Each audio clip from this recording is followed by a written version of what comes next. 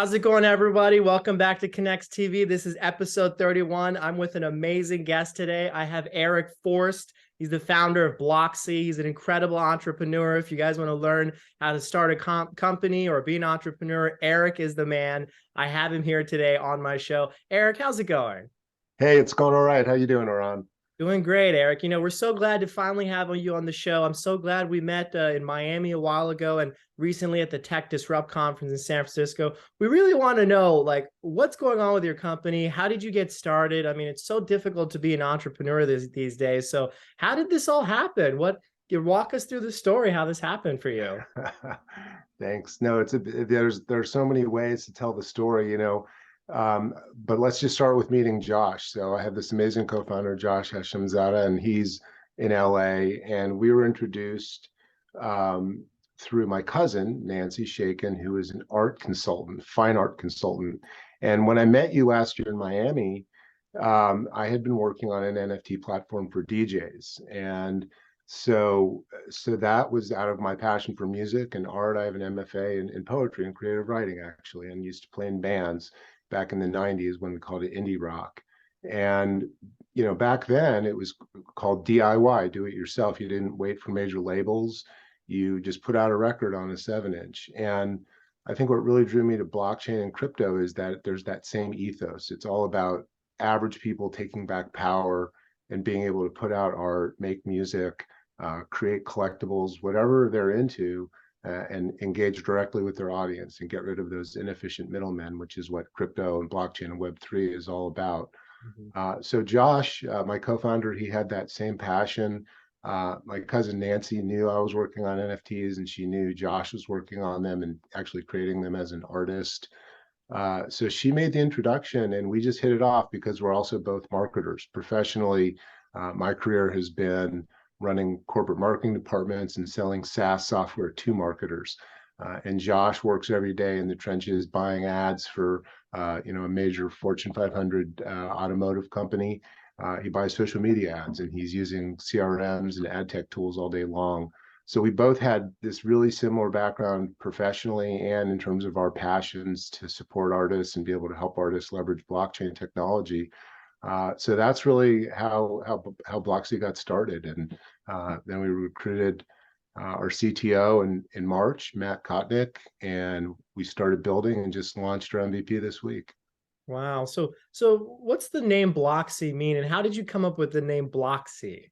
Yeah, so it's really literal, in terms of what the technology does by giving you transparency into the blockchain where digital assets live and are recorded on these public ledgers that we call blockchains.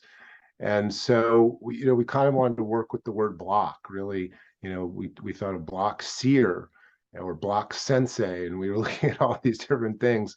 But Blocksy just really stuck because it kind of rolls off the tongue. You can imagine it just being spelled with a SY on the end, but we made it SEE because it is really giving marketers visibility into the blockchain in a way where they don't have to go to Etherscan lookups. Etherscan is this tool that a lot of Web3 marketers use, people who are selling or marketing crypto assets and NFTs use to look at all the historical records and interactions with the Ethereum blockchain. It's called Etherscan. So yeah, Blocksy just gives you that same type of visibility, but in an application that's purpose-built for marketers. And one of the biggest problems with Web3 right now and adoption of Web3 is that there are very few no-code solutions like Blocksy, meaning it's just a dashboard that's designed with funnels and user profiles the way marketers are used to working in Web 2. So we're excited to help bridge audiences, whether it's business users, marketers, to Blocksy, but also communities that are into NFTs and digital assets. That's so interesting you're doing that. Such a great thing that you're doing for DJs and help. For the audience that doesn't know, how would you explain what this whole world of NFT and blockchain, Web 3.0 is? Like, what is all this stuff going on? Is this the future, Eric? I think it is. I think it's the future, and I think we're really early. It feels like, I'm old enough to remember when email first became a thing that people were using in the early 90s when I was in grad school.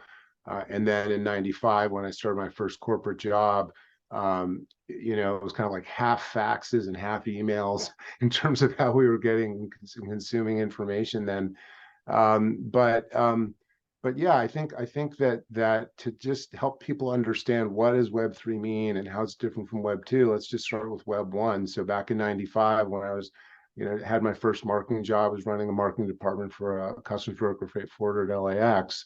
What that meant was just putting up a static website that was like a brochure online. It just gave information about the company. And pretty soon we were able to capture leads and people's emails and collect data. And so it had started to have some interaction to it. And Web 2 is really what we think about when we think of the rise of social media and the social web, where it really became interactive. And it's not just broadcasting and pushing out brochures anymore, but it is uh, Facebook, MySpace before it, and Twitter, and all of that is what we think of as Web 2, including Amazon. And the problem with Web 2 is that users have very little control of their data and very little ownership of their content.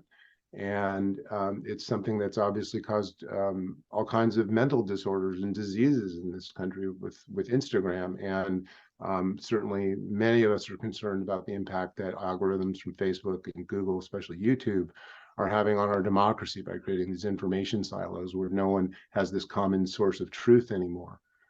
So Web 2 has a lot of problems, and Web 3 is all about solving those problems by giving communities control, by giving individual creators ownership, and individual users ownership of their data. So ownership of content, ownership of data. And the blockchain is amazing for facilitating that type of experience because it's a public ledger, it's transparent, everyone can see the interactions, the exchanges of money and value that are taking place. And so Web3 is this new emerging internet that is based on blockchains, cryptocurrencies, decentralized communities, and helping individual creators and people have power in online. That's so interesting. And thanks for the explanation. I think that's very helpful for the people who don't really understand the arena that what's going on in the future. But it's glad that we have an expert like you. So Bloxy works for DJs. Like how does it actually work? The real service. Yeah, Who provides yeah. service? How do people get involved? How do they sign up? Like how does it work? No, that's a great question. So yeah, Bloxy is for anyone. And like last year when I met you, I was working specifically on the problem of DJs and musicians and how they could have more ownership of their media. So let's talk about DJs. And all musicians, they have very inefficient middlemen that I would say you have in Spotify and YouTube, who extract an inordinate amount of value out of that ecosystem. And I don't think they give enough service back in return. With NFTs, artists and DJs could publish their music directly to their fans. Fans could actually own some of the royalties and rights to songs if DJs want to give that to them, or even collaborate with their fans, where fans could provide video or imagery that a DJ would incorporate and then do revenue shares with them. So it's both empowering to give musicians more ownership and monetary reward for their creative work, but also a way to have new engagement experiences with fans. But that's just one example of the way NFTs can be revolutionary to help artists and all creators.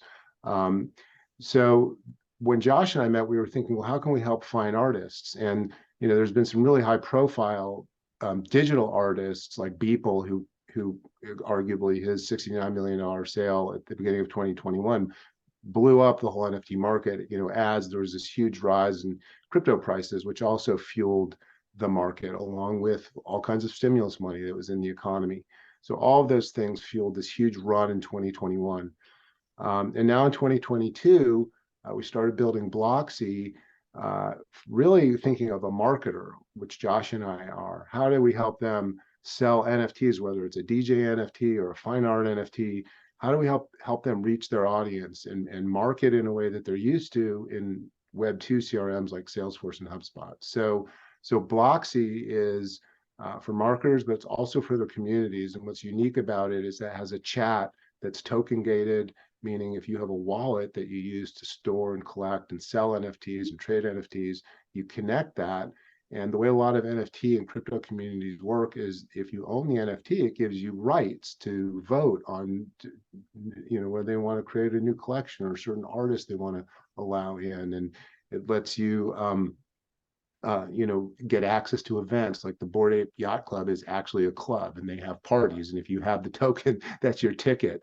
So NFTs can do all kinds of things, and the communities who collect them need a better, safer experience to have that chat. Right now, a lot of that chat takes place in a platform called Discord that was designed for gamers, or on Telegram, which is a very high security private chat, or Twitter.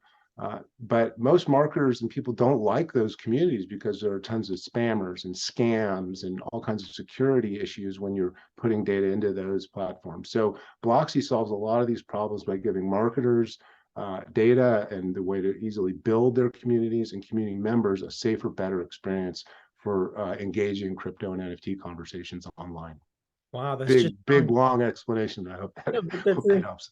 That's incredible, Eric, what you're Yeah. doing. You're solving such a big problem for so many people. So how do people actually get involved? Or what stage are you in the company? Have you launched it? Like, what are you looking for? Are you interested in investors? We've got a lot of people watching the show. Thanks. Yeah, thanks for asking. So we just launched our beta this week. So we built for 7 months, and we now have a live working product, and we're starting to onboard our beta testers. We have several who are signed up that are NFT creative agencies, NFT marketing agencies, some large crypto, specialized crypto assets that are building NFTs. We have a company that makes T-shirts that you can put NFTs on them, and the T-shirt itself can have an NFT version, a digital version of it that's an NFT that's going to start using Blocksy. So that's what stage we're at. We're live. We're our MVP, minimum viable product, is now a beta version for free beta testers. So if you have an NFT collection and you want to try Blocksy, get in touch with me and we can look at having you be one of our beta testers for the next few weeks. And we are raising money. We're what's called a pre-seed company, meaning pre-revenue. But we hope to be generating revenue really soon as these beta clients convert to paid clients. But we are raising $1 million on a safe note, at a $12 million valuation right now. That's great. It sounds like a steal actually for the company you have. I mean, it's going to be the next billion-dollar company, Blocksy. So how do people Thanks. actually sign up a beta? Is there an email or something you want people to reach out to you? Yeah, they can just send me an email at Eric, ERIC, at Blocksy.co. And so Eric at Blocksy.co, if you were interested in being a beta tester or an investor. That's great. I'm sure people are going to reach out to you and talk to you about that. So, before we kind of wrap up the show, we want to know, like, for people who don't really know Web 3.0 NFT, how did you learn about all this? I mean, did you just have all this knowledge? Like, I think your background's in marketing. Walk us through your background and how you just got so, you are an industry expert, Eric, I would say. Oh, thanks. Yeah, no, I got the gray hairs and have been in marketing and always been fascinated by what's the next newest technology, just whether it was launching my first website in 95 or selling one of the first social media listening and analytics platforms in 2007. And I was lucky just because, well, it's luck, but it's also just because it was my interest and meeting people who are also into tech. I got invited in 2013 into a Facebook group called Radical Decentralization, which is where they were talking about Bitcoin. And there were some really smart guys in that group who had PhDs in computer science from MIT and PhDs in physics from Cornell. And it was a great place to learn about blockchain and hear all different points of view on it, and especially Bitcoin. So I was really lucky to learn about it then, and I watched the price go from about $100 up to $1,100. And there was this big exchange at the time in Japan called Mt. Gox that crashed, and tons of people lost all their money. And it was actually after that that I got the courage to start investing in it myself and realized that this really bad actor that was very inefficient had kind of been taken out of the blockchain and Bitcoin ecosystem. And it was the new exchanges like Coinbase that were coming on that were based here in the Bay Area in America, that gave me the confidence to go in and start investing. So yeah, so that's how I started learning about blockchain, by just investing in Bitcoin. And since the beginning have been a big believer in the power of that technology to transform our economy and transform the ability of creators and artists to make more money and have more control of their work. Wow, just incredible to how fast you're able to learn everything. What is your opinion on crypto, future of crypto? Do you think that's a disruptive industry? It is highly disruptive, and I love crypto. I love the initial Satoshi Nakamoto white paper about Bitcoin, that was written in 2009 in the wake of the financial meltdown, because it really kind of addressed the concerns that a lot of us had about the role of banks. If anyone's seen The Big Short or read that book, it really helps you understand the kind of financial shenanigans and manipulation that was going on, that led to crashing the economy. And I'm not a radical decentralist or a maximalist by any means. I think some areas demand centralization and leadership, and some areas are benefited by having decentralized forces, which is what Bitcoin is. So I really love the idea that there can be a currency that's decentralized, that's controlled by people, that can put pressure on a centralized authority like the Fed and the banking system it supports, that did some really bad things. So I believe that our economy is stronger and better if we have more choices and fewer monopolies. So I just like that original use case of having an alternative currency that's a digital currency, which makes sense for an internet, to have internet money basically that's digital money. So yeah, that was a lot of what got me into it. Yeah, I think the same thing for a lot of people watching the futures. And just curious, what do you think the future looks like? Are you optimistic about the way that the world is going these days with the internet and your company being integrated? I really feel like you're on the cusp of the cutting edge with Bloxy. So, what's your opinion of just your outlook horizon in the next few years with the world? Yeah, it's a troubling time that we're in, Ron. I'm not going to lie to you. I'm a natural optimist, and it's hard to be really optimistic these days. I'm very optimistic about the technology we're building. I'm really optimistic about uh, what Web3 can do to help people and help transform our economy and make it fairer and more equitable for more people.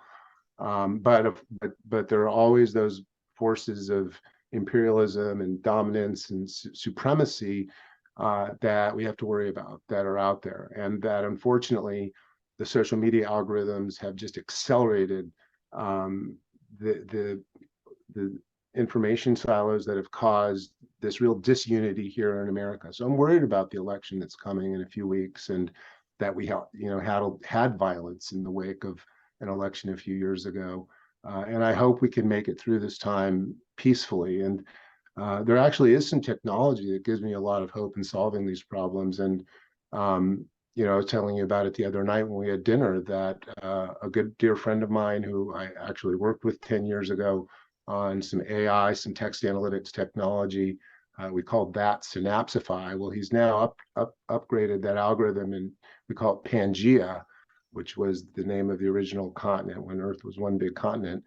And we're thinking of how this new AI can empower a social network called Pangea Social. So I'm an advisor to that project, and I'm very optimistic that it will be technology that could create a social network that auto moderates, that people would just pay a subscription rather than having it be an ad-based incentive, and they'd be happy to pay $5 a month for an algorithm that gives you editorial suggestions on your writing, kind of like what Grammarly does for grammar. But this is giving you suggestions on your tone that will make it more civil, and it will also help you understand very quickly the ideas that you're writing that are the strongest ideas and the clearest ideas, so you can build on those and get rid of the stuff that creates noise and toxicity online. So I'm hopeful, very hopeful, when I'm able to help build technologies like that I think can improve these massive systemic flaws that we have in our existing social algorithms. Yeah, I totally agree with that. I mean, it's just a lot of things are changing in the future, but it's glad that someone like yourself is here to help guide us and walk us through what could possibly happen. Have you ever considered writing a book or a blog or guide to the Web 2.0? Because I feel like that'd be a big hit. Oh, thanks. Yeah, I've been so busy building companies the last few years. I haven't been able to take the time and write a book. I'd love to be able to do that at some point and just show the whole journey of the tech that I've been involved in from Web 1.0 to 2.0 to 3.0. I mean, if I were to, go back to school to get a PhD or to write a book, the thesis would really be around how do we solve this problem of social media algorithms, um, and what is the cost that they've had on our society. So I think those are important questions we need to look at, and how we can build technologies to fix those problems. We created those technologies, so we can create new ones that solve those problems. But thanks. Maybe I'll start a video blog or start podcasting more often. Or I appreciate the encouragement. Yeah, you're just a leading expert in the industry, Eric. I think people identify you as the next big thing. You're a mover and a shaker. So we want to continue following you. So we want to wrap up solely. A lot of the audience we have here are kind of younger founders and people who are thinking about companies too. So kind of want to go over maybe mentors in your life that helped guide you to where you are, maybe books that you read, or kind of how did you get help to get to where you are? Like, who was able to help you? What inspired you? Those are important questions. And I was really lucky to have a mentor named Jim Weber when I was running my second marketing department. And Jim had studied marketing in school and had been in tech and running and managing companies for a few years. And I was pretty new at it and had studied creative writing and hadn't studied management. So it was great to have a real mentor who taught me the discipline of marketing, who just taught me like the difference between market research and branding, and how you need different people to do those things, and how to organize a department around different skill sets. And also how to really think about human development. One of the first things he had me do with the department was have everyone take a survey called Now Discover Your Strengths, which is from the Gallup organization, which has this amazing program for managers to be better managers. And a lot of people think of the Gallup survey, Gallup poll, and have heard about that, but don't realize that for years, Gallup has been surveying people in the workplace, employees and their managers, and learning how to make that a better experience. And so that's something I'm super passionate about, and that mentorship was incredibly important to me. There have been other great mentors. My dad has been an amazing mentor in terms of how to engage with the world ethically. My mother was an amazing mentor in terms of teaching me how to cook and appreciate art and beautiful things. This book that had a huge impact on me when I was a young man in high school, many people I think still read it, is Siddhartha by Hermann Hesse, which is just all about the pathway of discovery and having a really open mind as you journey through life. That book still, I think, resonates with me.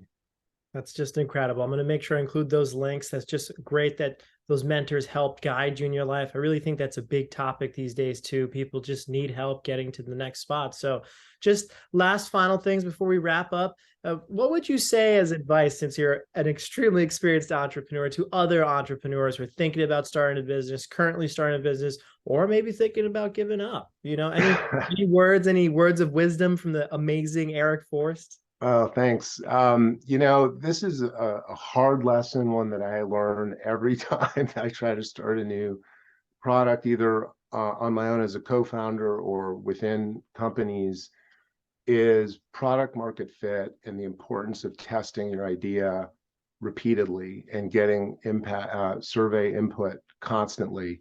I couldn't stress it enough that before you ever spend any money building any code, get as much feedback as you can just on the hand drawings of your wireframe, and then on the Figma prototype, and interview as many potential end users of that product or that idea as you can for as cheaply as possible.